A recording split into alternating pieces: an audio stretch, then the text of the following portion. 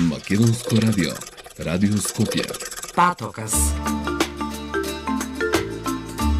Кон новото и безбедното со Елизабета Пауновска.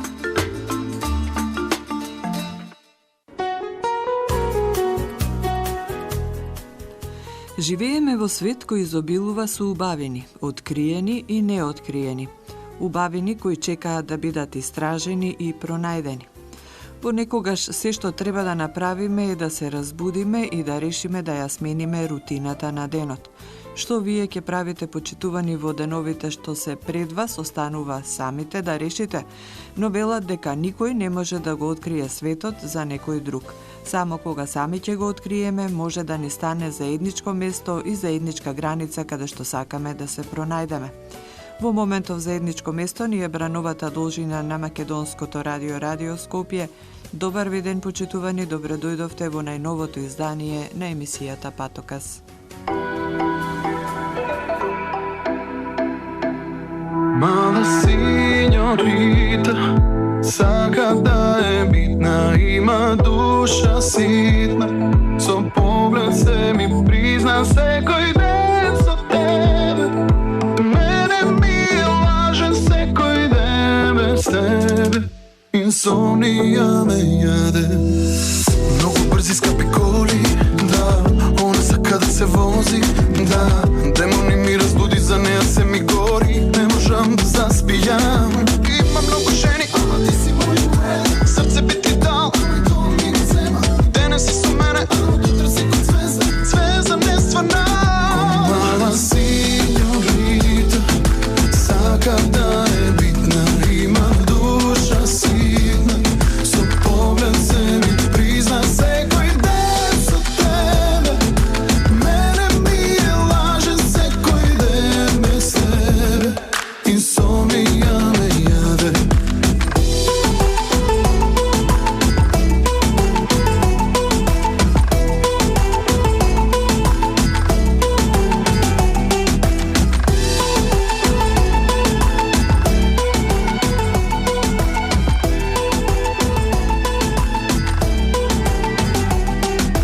Има многу жени, ама ти си мој уед, срце би ти дал, мој дом ми го зема. Денес си со мене, ама утре си код звезда, звезда нествана. Мала синьорита, сака да е битна, има душа ситна, со поглед се ми призна секој ден со тебе. Мене ми лаже секој ден без тебе, инсомнија ме јаде.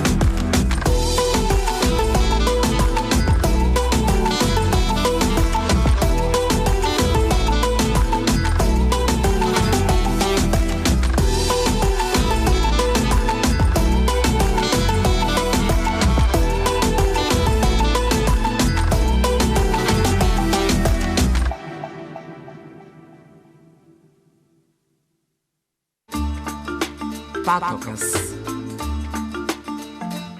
Како земја која го развива туризмот, и летниот и зимскиот, секако треба да бидеме организирани и покрај добрата и квалитетна понуда или интересен туристички пакет, треба да им овозможиме на туристите да се чувствуваат и безбедно, бидејќи неретко се случуваат и разни немили настани кои бараат брза реакција и навремена интервенција, впрочем годините наназад тоа го покажале. Во овој зимски период особено се актуелни зимските центри, снегот, планините, а тоа значи и голема веројатност од случаи кои може да го загрозат животот на посетителите. Така неодамна имавме и спасителна акција на планинари на Шар планина, која за жал не е прва што ни се случи оваа сезона и веројатно нема да биде и последна. За среќа и оваа акција, како и претходните, завршија успешно благодарение на службите задолжени за интервенции. Која е улогата на Центарот за управување со кризи во справувањето со вакви ситуации, но и за превентивните активности? Во денешното издание на емисијата Патокас разговарам со Стојанче Ангелов, директор на Центарот за управување со кризи, или попознат како ЦУК. Господин Ангелов, добар ден, добре дојдовте во денешното најново издание на емисијата Патокас. Добар ден, благодарам за можноста да учествувам во вашата емисија. Ќе започнам со она што неодамна се случи на Шар планина. Во неделата двајца планинари беа повредени на Шар планина поради што била потребна интервенција на екипа за брз одговор за спасување на планина од подрачното одделение за заштита и спасување од Тетово, кои со представници од дирекцијата за заштита и спасување интервенирале, а било потребно и вклучување и на Центарот за управување со кризи. Што всушност се случуваше? Во ден недела добивме повик од еден планинар кој што во друштво со втор планинар биле на искачување на врвот Кобилица на Шар планина, но едниот од планинарите го повредил коленото. Повредата била толку сериозна што едва се движел и тие побараа помош од нас. Како Центар за управување со кризи, ние имаме координативна улога, ги разменуваме информациите, но по потреба и управуваме при вакви инциденти. Од наша страна веднаш беше известена дирекцијата за заштита и спасување, која што има вакви тимови за планинско спасување, поточно тие соработуваат со одредени планински спасителни служби во различни делови од државата и тие веднаш започнаа мобилизација на нивната служба, но поради сериозноста на повредата и поради исклучително стрмниот терен на кој што настанала повредата и по кој што двајцата планинари, повредениот планинар и неговиот придружник требаше да се движат, ние одлучивме дека ќе треба да се интервенира со хеликоптер. Јас лично се јавив и разговарав со неповредениот планинар и тие беа известени дека ќе биде активиран хеликоптер на Министерството за внатрешни работи.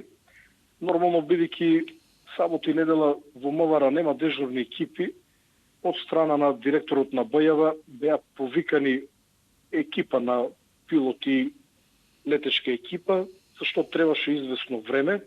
За тоа време патролата на дирекцијата за заштита и спасување, составена од планински спасители, тргна по земјен пат. Напоменувам дека во тој дел има снег и на самиот пат има снег, поради што и нивното движење е поспоро. Но во моментот кога хеликоптерот требаше да полета, јас се јавив поради подобра координација, земање на координати и местото на кое што треба да се интервенира. Од страна на придружникот на повредениот планинар бев известен дека тој категорично одбива да се качи во хеликоптер.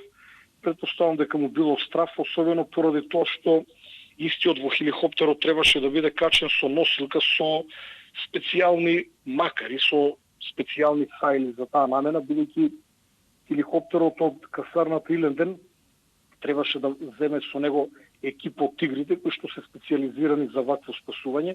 Повредениот си планинар требаше да биде качен во хеликоптерот без хеликоптерот да слета, затоа што има проблем, хеликоптерот не може да слета туку така на било кое место, имајќи во предвид имаше и засилен ветер, но од овие причини ние го откажавме полетувањето на хеликоптерот, но работата ја заврши спасителната служба на дирекцијата за заштита и спасување, кои што ја ги пресретнаа планинарите, повредениот и неповредениот планинар, му кажаа прва помош на повредениот планинар и помогнаа истиот да се симне безбедно до нивното возило. Така, она што е потребно, веројатно да го знаат учесниците во сето ова, во сите овие случаи, односно луѓето, планинарите, туристите кои се повредени, дека во овие акции се вклучуваат лица и екипи кои имаат искуство во овие акции. Токму така, и битно е и да искористам ова можност да укажам дека лицата кои што имат потреба од помош треба да знаат дека ние информациите ги црпиме од нив. Ние немаме наш човек на Шар планина, ние немаме наш човек на Кобилица и врз основ на информациите кои што ни ги дават, носиме одлуки на кој начин ќе пружиме помош и апелирам да нема вакви, би рекол, недоволно сериозни барања за помош, затоа што ние ангажиравме хеликоптер на Министерството за внатрешни работи, скап ресурс, непотребно го ангажиравме и ја откажавме неговата акција, но сепак луѓето ја добија потребната помош, бидејќи упативме помош по земја. Така, знаеме дека нема сезона без да биде потребна акција за спасување, луѓето се движат, некогаш се повнимателни, некогаш малку треба мала невнимателност за да се случи нешто. Годинава веќе имавме неколку интервенции. Ајде еве за сите кои можеби, не дај Боже, ќе се најдат во некоја ваква ситуација, како овој систем за спасување функционира кај нас? Кажавте дека се јавуваат на кој телефон, како треба да постапат, каде да се јават, како потоа кој ќе се добие информацијата се распределува се до конечната акција? Несрегите се случуваат навсекаде и секогаш. Постојано на некој човек му треба некаква помош, но се додека тоа не ни се случи нам, ние не сме свесни за тоа, но затоа нашата држава има институции кои што се подготвени во било кој момент да пружат било каков тип на помош на било кој наш граѓанин или турист кој што престојува во нашата држава или е на минување низ нашата држава. Како што и вие рековте во воведот, нашата држава е атрактивна за туристите, особено од неколку ризични спортови, како што е параглајдерството. Верувам дека вашите слушатели се запознати. Во Крушево се одржуваат повеќе пати во текот на годината на превари на други држави кои што затоа што нема соодветни терени, тие државни првенства или други меѓународни надпревари ги одржуваат на терените во Крушево, па многу често има потреба да се интервенира да и се помогне на луѓето кои што ќе настрадат, параглајдеристите кои што ќе настрадат. Само како пример, и ние како Центар за управување со кризи во овој момент информациите ги добиваме на телефонскиот број 195. Но доколку некој граѓанин се јави на 192, тоа значи во полицијата или на 194 во брзата помош, ние повторно меѓу себе ќе искоординираме и ќе ја пратиме вистинската помош, затоа што случајот кој што го опишав, доколку повреденото лице или неговиот придружник се јават во брзата помош, се разбира дека екипа на брза помош не може да се искачи на планински врв како што е Кобилица, туку треба посебна планинска спасителна служба. И тука доаѓа до израз улогата на Центарот за управување со кризи, кој што е координативно тело, но нема своји сили. Значи, ние координираме и менаџираме со државните ресурси и во вакви случаи најпрво ја бараме дирекцијата за заштита и спасување, која што на неколку локации има добри, би рекол, такви сериозни сили за планинско спасување, но воедно имаме соработка и со неколку други спасителни служби, како што е спасителната служба од Охрид при Црвениот крст во Охрид, која што има и сериозна опрема и сериозно обучени луѓе, но за неколку дена, поточно на 11 февруари оваа година, ние ќе го пуштиме единствениот повикувачки број за итни повици, европски број, така наречен 112, и граѓаните ќе можат со вртање на бројот 112 да побарат било каква помош доколку и се случи некаков инцидент, некаква несреќа. Значи, во иднина телефонските броеви кои што сега функционираат 192 за полиција, 193 за противпожарните единици, 194 за брзата помош и 195 на Центарот за управување со кризи, ќе бидат насочени во телефонскиот број 112. Граѓаните со вртање на бројот 112 ќе може да побарат помош без разлика дали се работи за здравствен проблем, за пожар или имат потреба од полиција или било каква друга мака. Да, токму и тоа сакав да ве прашам. Најавено е дека на 11 февруари ќе започне со функција овој број. Дали тоа значи дека другите броеви нема да функционираат, веднаш ќе се премине на 112 и зошто е токму бројот 112? Тоа е на ниво на Европа повикувачки број? Да им објасниме на слушателите. Тоа би објаснил дека бројот 112 се користи на територијата на целата Европска унија и не случајно одбор на овој број порано кога телефоните биле со вртење, со бројчаници, најбрзо да се побара помош било со вртење 2 пати на кецот и еднаш на двојката за да не дојде до некој погрешка 3 пати да заврти на кецот. Има практични причини зошто е одбран овој број 112. Ние како држава аспирант за Европската унија, која што треба да ги започне преговорите со Европската унија, сме обврзани да го воведеме овој број. Веќе 10 години во нашата држава има обиди да се воведе овој број, откако ја преземав директорската функција во Центарот за управување со кризи. Меѓу другото, максимално се посветив и на имплементација на овој број во Македонија и јас сум оптимист, сметам дека овој оформивме цел еден сектор за овој број 112. Секторот е добро организиран и мислам дека успешно ќе започнеме нашата работа на 11 февруари со тоа што броевите кои што сега се во функција и понатаму ќе продолжат да функционират, односно доколку граѓаните се јават на 192, тие повторно ќе се добијат полицијата, со тоа што после известно време, тоа е проценка врз основ на истражување, ние може овие броеви да ги пренасочиме во 112 и граѓаните без да знаат кога ќе вртат на 192 или например на 194, самиот систем ќе ги насочува во 112, за да после година-две доколку процениме дека со соодветна кампања граѓаните се информирани, овие броеви постепено да ги укинеме целосно и да имаме само еден единствен повикувачки број за итни состојби, тоа е бројот 112.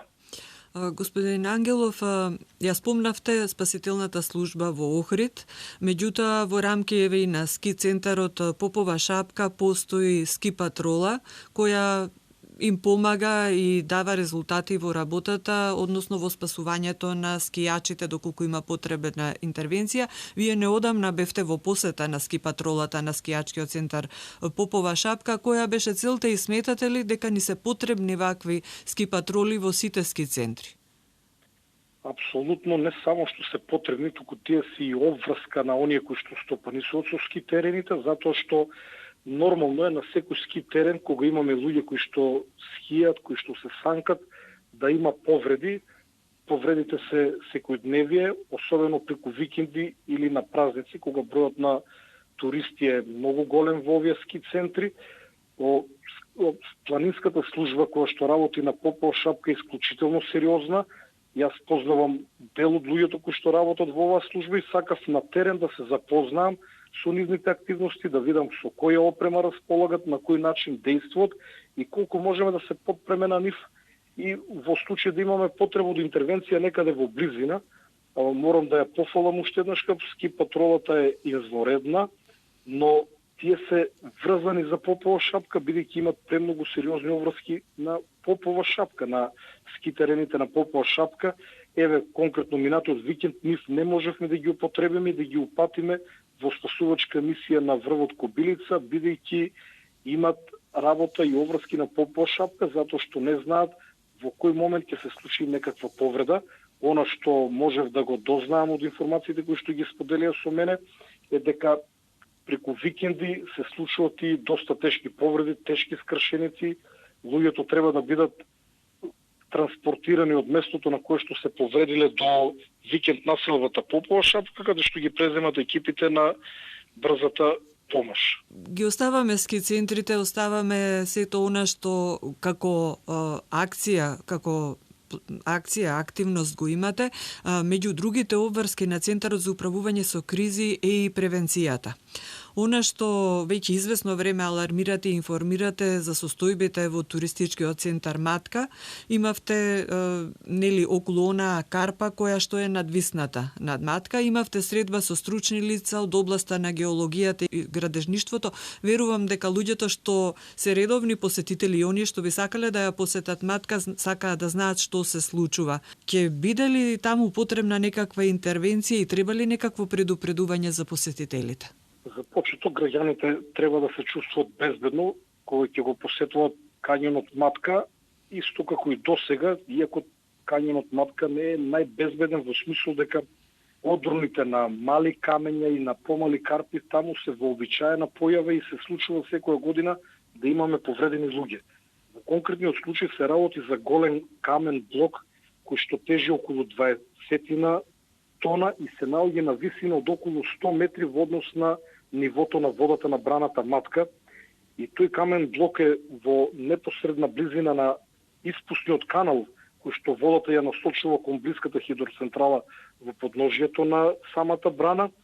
И истиот може да го загрози овој испуст, па би рекол и самата брана, бидејќи не знаеме во случај на негово одрнување дали би паднал само камениот блок од 20 тони, кој што според сегашните фотографии го задржува само триење со подлогата, но постои поголема опасност со камениот блок да падне дел од неговата подлога и тежината да се зголеми и неколкократно. Ние како сериозна институција која што на прво место ја става безбедноста на граѓаните, откако го добивме известување од ДЕВА на Електрани дека постои карпа која што не е доволно стабилна, веднаш ги преземавме сите активности кои што се во наша надлежност, одржавме еден работен состанок со сите институции и експерти од оваа област, на која што донесовме неколку заклучоци, а тие се да се направи една соодветна програма и врз основа на неа да се направи целосен елаборат за санирање на карпата. Сакам да напоменам дека и кога би паднал овој камен, не ги загрозува шетачите кои што би шетале од спротивната страна на брегот. Под самиот камен немаме пешачка патека и на тоа место може да дојдат само искусни алпинисти и планинари, поради што ние упативме апел до нив да бидат внимателни и местото во овие неколку дена ќе биде одбележано со соодветни знаци за опасност, а самите алпинисти при искачување по вакви карпи постојано се соочуваат со опасност од одрон. За нив тоа не е ништо ново, додека искачуваат на некоја алпинистичка патека да има одрон од камења. Верувам дека од филмовите тоа го знаат и сите ваши слушатели, така што алпинистите не ги плашат ваквите камени блокови, бидејќи можноста да паднат е многу мала. Тоа не го нагласив на почетокот. Не може да се предвиди дали овој камен блок би паднал следните денови или ќе стои уште 100 години. Но ние не смееме да оставиме на игра на случај, бидејќи временските влијанија, зимно време мразот и ниските температури до минус 20 степени Целзиусови, а летно време високите температури кои што кај нас одат над 40 степени, ја намалуваат стабилноста на карпата, а од друга страна при некој појак земјотрес постои можност истата да се лизне и покрај земјотресот да имаме и дополнителна штета на самата брана, што може да загрози дел од градот Скопје и да загрози многу човечки животи, поради што ние исклучително сериозно пристапивме на овој проблем. Јас одржав и работна средба со деканот на градежниот факултет и со уште неколку професори од градежниот факултет, кои што се врвни експерти во Македонија од оваа област и верувам дека ќе најдеме соодветно решение. Господин Ангелов, тука и го завршувам денешниот разговор со вас. Добро е да се превенира, добро е да знаеме дека имаме стручни луѓе кои при интервенцијата, но добро е да го знаеме и оној број што ќе биде пуштен во употреба следниот петок 112, бидејќи сите тргнуваме предпазливо некаде, но често забораваме да бидеме предпазливи, внимателни и секому може да се случи некоја непредвидена и опасна ситуација. Еве за крајот разговорот, која е пораката до слушателите? Во случај граѓаните да се соочат со било каква опасност или да доживеат било каква незгода, слободно може да го побарат бројот 195, кој што ќе биде функционален уште не цели 10 дена, а од следниот петок и бројот 112. Како институција, како Центар за управување со кризи, ние стоиме на располагање да најдеме решение за проблемот на граѓаните. Се разбира, доколку проблемот е од криминален аспект, доколку се работи за пожар или за потреба од итна медицинска помош. Или спасување на било кој дел од територијата на нашата држава. Јас ви благодарам за денешното гостување во емисијата Патокас. Добро здравје пред се и успешна работа ви пожелувам. Благодарам за можноста да гостувам. Пријатно. Пријатно го слушнавме почитувани Стојан Ангелов, директор на Центарот за управување со кризи.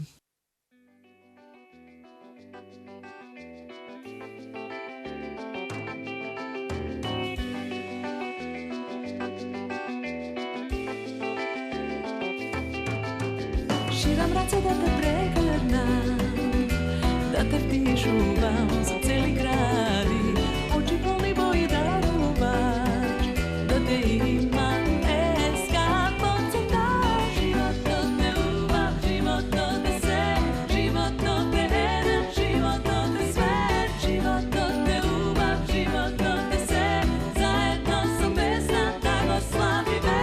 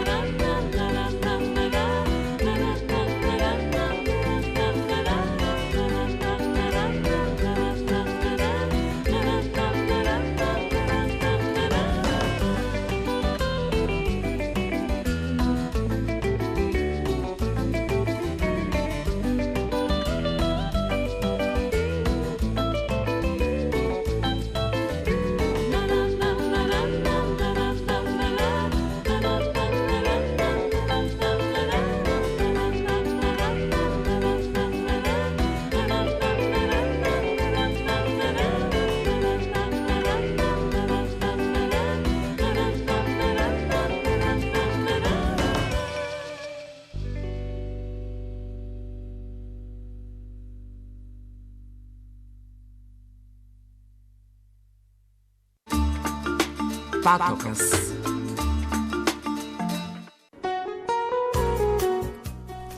Во продолжение почитувани патокасот го насочуваме кон Попова шапка, еден од ски центрите во земјава кој е умилен на скијачите и на љубителите на снегот. Зимската сезона е во полнек благодарение на снежните врнежи и снегот што го има во доволни количества. Посетеноста, барем според информациите што доаѓаат од таму, е задоволителна. А големиот број туристи секако значи и поголема можност за случување несреќи, а ние како земја која го развива туризмот треба сепак да им овозможиме на туристите, на посетителите да се чувствуваат и безбедно, бидејќи како што реков неретко се случуваат и немили настани кои бараат брза реакција на времена интервенција. Од тука големо значење има и планинското спасување или постоењето на спасувачки екипи, а во скијачките центри е важно постоењето и на ски патролите. Барем така е во Европа, во светот, но веројатно и кај нас. Еве за пример денеска го имаме ски центарот Попова шапка и токму затоа мој соговорник во наредниве минути ќе биде Константин Циревири, раководител на ски патролата во скијачкиот центар Попова шапка и член на Сдруженијето за заштита и спасување во планини и непристапен терен Асклепи. Константин, добар ден, добре дојдовте на брановите на Македонското радио, Радио Скопје. Добар ден, ви благодарам на поканата за учество во вашата емисија. Како еве денеска на Попова шапка, какво време имаме, има ли посетители со оглед на тоа дека сме пред почетокот на уште еден викенд, а имаме и убаво време? Па денеска на Попова шапка, според информациите што ги добив од колегите кои се на смена, има идеален скијачки ден, сончево, мирно време, со доволно количество на снег, наистина перфектен скијачки ден, а има некаде неколку стотини посетители, помеѓу 400 и 500 посетители, иако ски патролата нема баш најпрецизен увид во бројот на луѓе што се на ски терен. Снег има, посетители, еве, рековте има, а тоа значи и за вас како екипа има работа. Како ски патрола, како функционирате? Знам дека еден зимски туристички центар да функционира правилно, потребно да има служба која ќе се грижи за безбедноста на посетителите. Која е задачата еве конкретно на ски патролата? Па во основа на ски патролата делува во две насоки. Прво и најважно е превентивното делување, со едукација, сугестии на посетителите, секако и во комуникација со стручните служби на Елен Турс Попова шапка. И вториот дел од делувањето е укажување прва помош на повредени на ски патеките, транспорт самостојно од страна на ски патролата или во соработка со службите на Елен Турс до централното плато на Попова шапка, каде што повредените се превземаат од стручни медицински тимови од брзата помош во Тетово. И третата работа е во случај, не дај Боже, на застој на жичарите, да се изврши евакуација на патниците. Ова значи дека е потребна навистина стручна подготвеност, па токму затоа и ќе ве прашам која сочинува ски патролата. Ски патролата ја сочинуваат главно млади луѓе кои се ентузијасти за скијање, за престој на планина и кои гледаат личен предизвик во спасувањето на планина и вршење на оваа дејност. За да добиеме обучен патролер од еден заинтересиран кандидат, нам ни треба околу 2 години интензивна обука. Секако најголемиот дел од обуката се изведува за време на скијачката сезона, на ски терените. Меѓутоа, по завршување на работното време во попладневните и вечерните часови следува интензивна теоретска обука за прва помош и останатите проблеми со кои се соочуваат патролерите, но по завршувањето на ски сезоната се работи интензивно на техники на евакуација од жичара, пребарување и спасување на пристапен планински терен и така натаму. Во принцип, значи, станува збор за луѓе кои се мотивирани да ја вршат оваа работа, уживаат во тоа што го прават, а финансискиот момент е апсолутно беззначаен. Така. А соодветно на ова, како изгледа еве еден патролерски ден? Дали значи освен еве дополнување на знаењата, вежбањето и распоредување на терените, на ски терените? Патролерите, нивниот работен ден започнува во 8 часот наутро, по завршување на појадокот се собираат во канцеларијата што ја имаме во ски центарот. Таму се прави план на работа, распоред на обврските и први се на ски терените. Првото минување на ски терените е така наречена инспекција за состојбата со безбедност на патеките и заштитната опрема. Се прави анализа на состојбата на патеките, се прави корекција на заштитната опрема по должина на патеките, следуваат извештаи до раководителот на смената. Потоа, помеѓу 10:30 и 12 часот, имаат вежбовни активности, дали е за управување со санката за транспорт на повредени, така наречен акичамец, или пак некои други техники, се разбира зависно од условите кои владеат во скијалиштето, бројот на посетители, евентуалните инциденти, и потоа од 12 часот, кога и обично почнуваат најголемиот дел на повредите, до 3:30, кога завршува работното време, е така наречено редовно патролирање. На крајот на работниот ден, патролерите се последни кои ги прегледуваат патеките, да нема останати скијачи или други посетители. Се разбира, не можеме да ги принудиме да ги напуштат патеките, меѓутоа ги опоменуваме дека после крајот на работното време остануваат на собствена одговорност на ски терените. Оваа година се грижите за скијачите на Попова шапка, претходно сте били и во други зимски ски центри. Имате искуство, организирани ли се нашите македонски ски центри со ски патроли и колку се безбедни? Што говори искуството? Па, во принцип, сега од позиција која годинава работиме само на Попова шапка, може би не е лесно да зборувам за останатите ски центри. Генерално, за да може еден патролер компетентно да ја врши својата работа, треба да има соодветна едукација, која што едукација е спроведена согласно со некакви проверени стандарди. Сдруженијето Асклепи е членка на Меѓународната организација за планинско спасување ИКАР, работиме според препораките на ИКАР, а програмата за одука на патролери е верификувана од страна на Министерството за образование и наука, и тврдам дека патролерите што работат во рамки на патролата на Асклепи работат според сите меѓународни стандарди и со исклучок на одредени делови од опремата кои од објективни причини не спасуваат, те друго сметам дека го вршат на највисоко ниво. За другите центри не би сакал да коментирам, само би укажал дека ако сакаме да создадеме квалитетен, атрактивен туристички производ, кој меѓу другото мора да биде безбеден, сите служби што се во рамки на еден центар како туристички ресорт треба да бидат обучени и да работат согласно проверени меѓународни стандарди. Импровизациите не се дозволени. Токму затоа ве прашувам, генерално, веројатно имате сознанија каква е состојбата со безбедноста во ски центрите, но затоа во некоја следна емисија можеби со повеќе учесници. Реков, имате искуство, сте се грижеле за скијачите и во други ски центри. Колку и какви интервенции има во сезона, кои се најчестите причини за да се интервенира? Периодот го кажавте, од 12 до 15:30 часот се најголемите, односно најчестите повреди. Колку во сезона, од што зависи, колку интервенции ќе имате?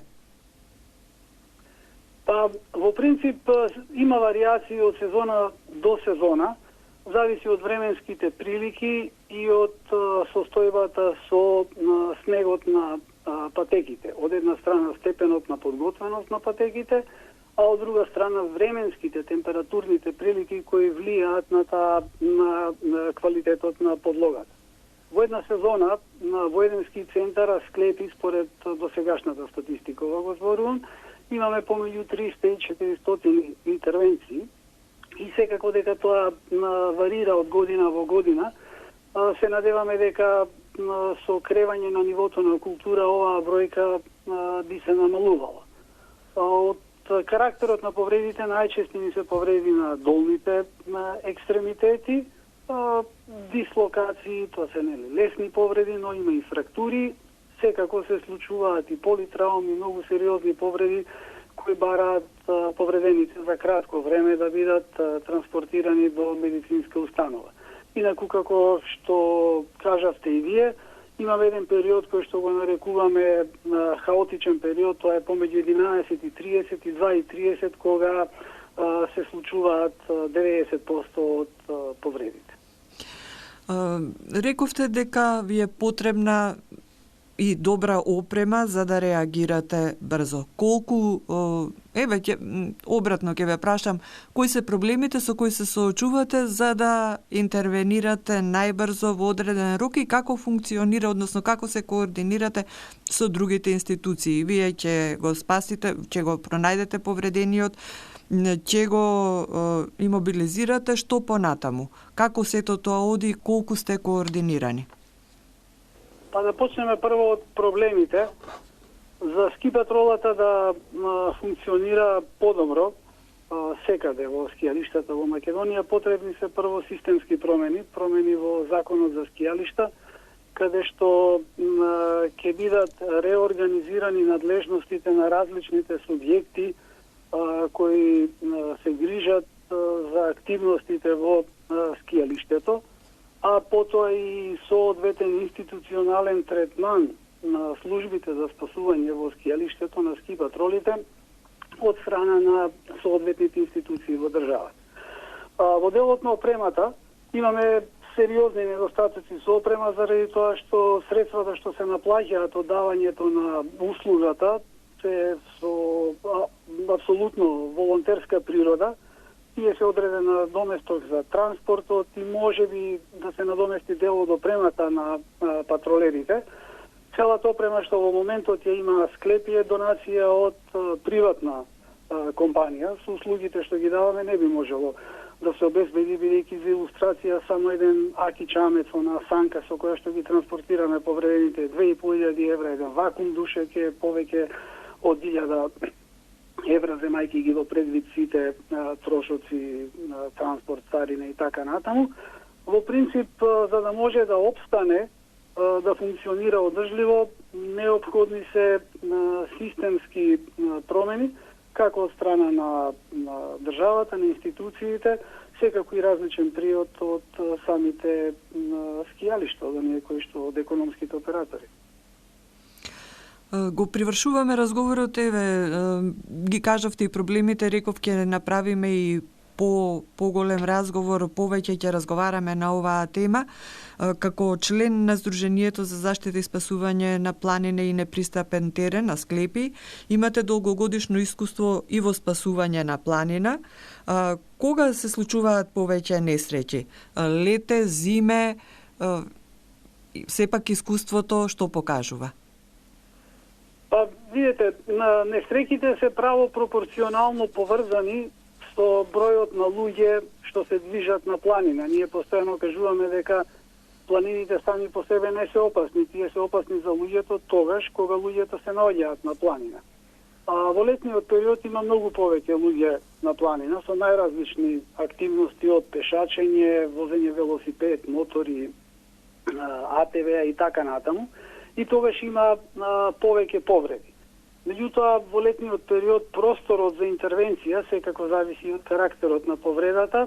Временскиот простор е поголем, бидејќи се попријатни температурните прилики, генерално условите и можноста за пристап до повредените е поедноставна. Во зимскиот период имаме помала дневна виделина, пократок ден, пониски температури и целата операција мора да се изведе во многу пократок временски период. Меѓутоа, да одговорам конкретно на прашањето, повеќе повреди се случуваат во летниот период, затоа што има повеќе луѓе на планина во тој период.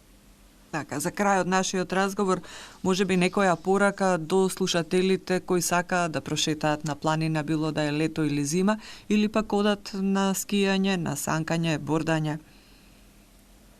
Па генерално секогаш кажуваме дека при секоја посета на планина основно е да се почитува планината.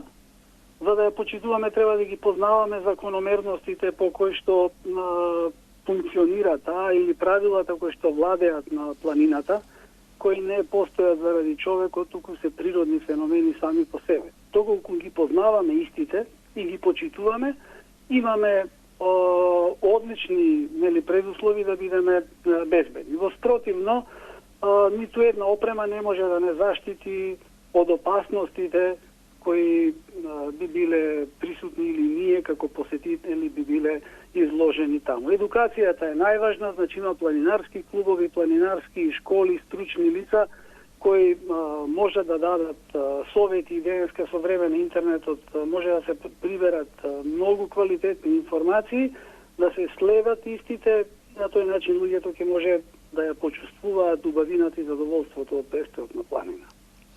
Јас ви благодарам што бевте денеска мој соговорник. Успешна работа, помалку работа да имате во ски патролата. Повнимателни посетители, туристи, скијачи и добро здравје секако ви пожелувам. Се слушаме во некоја следна прилика. Ви благодарам и вам на поканата, секако ќе ми биде драго. Пријатно го слушнавме Константи Циревири, раководител на ски патролата во скијачкиот центар Попова шапка и член на Сдруженијето за заштита и спасување на планина и непристапен терен Асклепи.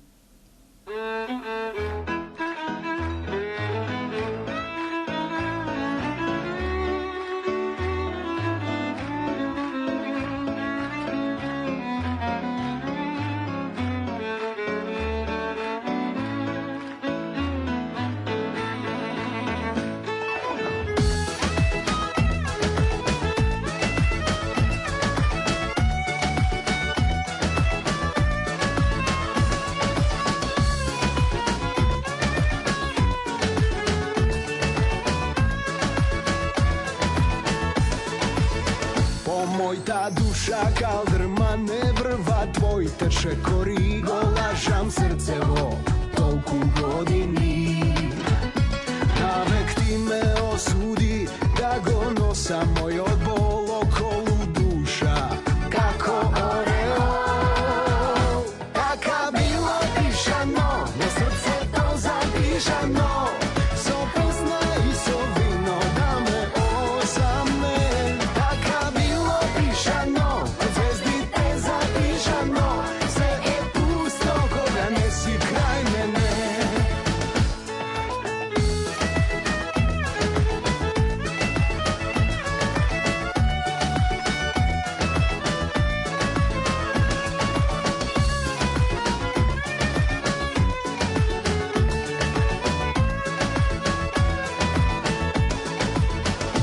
Како магијецан круг, овој живот минува, стара рана не поминува. Навек ти ме осуди да го носам овој бол околу срце како ореол. Така било пишано, на срцето запишано, со песна и со вино да ме осамне. Така било пишано, од звездите запишано, се е пусто кога не си крај мене.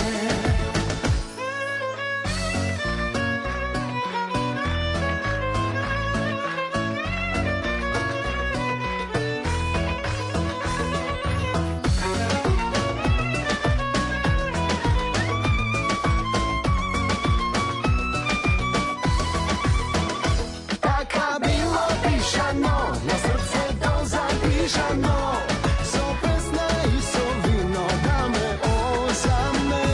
Така било пишано, од звездите запишано, се е пусто кога не си крај мене. Се е пусто кога не си крај мене. Патокас.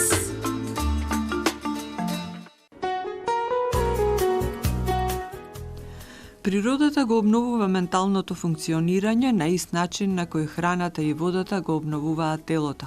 Како што физичкиот умор го истоштува телото, така и секојдневниот живот го истоштува човекот психички, а природата сето ова може да го врати. Имајте го ова во предвид, почитувани во деновите што престојат, искористете го викендов за да си вратите дел од вашите испразнети ментални ресурси. Тука е и крајот на денешното издание на емисијата Патокас, техничка реализација Војо Стојановски, новинар Елизабета Пауновска.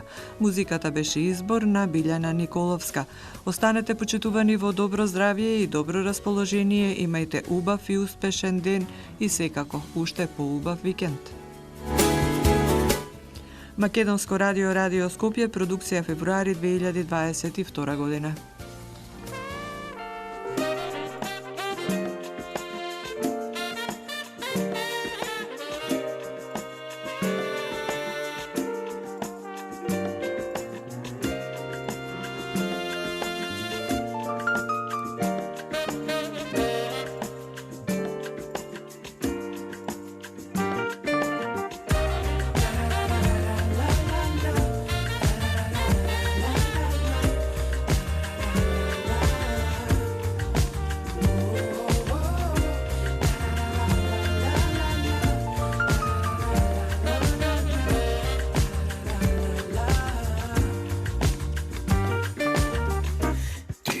Толку убава, толку сладко зборуваш, но брзо ти се менуваш.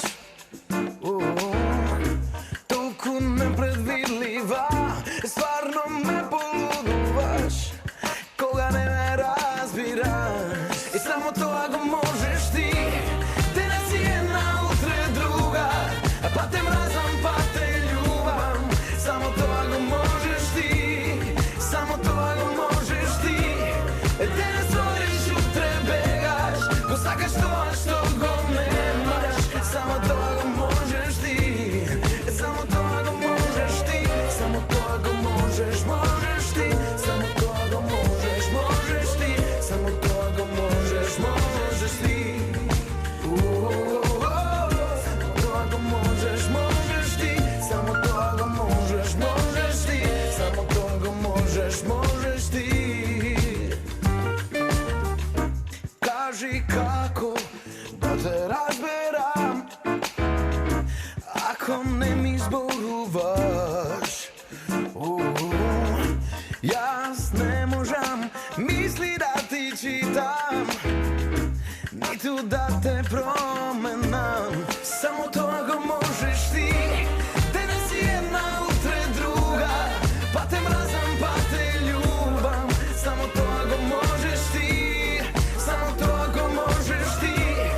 Денес одиш, утре бегаш, го сакаш тоа што го немаш. Само тоа го можеш ти. Сакам тоа што не си иста како другите, што треба да се борам јас за тебе. Само тоа го можеш ти, денес си една, утре друга, па те мразам, па те љубам. Само тоа го можеш ти, само тоа го можеш ти. Денес одиш, утре бегаш, го сакаш тоа што го немаш. Само